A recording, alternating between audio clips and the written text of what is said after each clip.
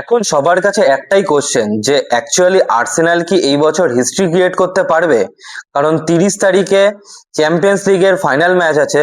So সেই ম্যাচটাতে Arsenal versus পিএসজির ম্যাচ আছে।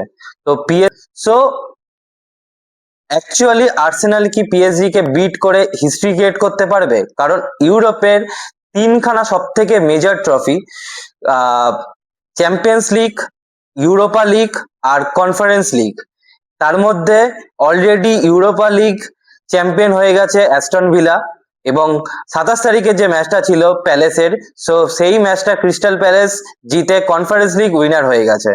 তো এখন যদি 30 তারিখের যে ম্যাচটা আছে, তো সেই ম্যাচটা যদি আর্সেনাল জিততে পারে, তাহলে আর্সেনাল হিস্ট্রি ক্রিয়েট করবে যে কোনো একটা লিগের তিনখানা ক্লাব একসঙ্গে এক বছরে চ্যাম্পিয়ন হয়েছে। তো সেই হিস্ট্রিটা কি এই বছর আমরা নতুন 26-এ ক্রিয়েট হতে দেখতে পাচ্ছি? হচ্ছে নেক্সট ভিডিওতে। ততক্ষণের জন্য স্টে টিউন অ্যান্ড পিস।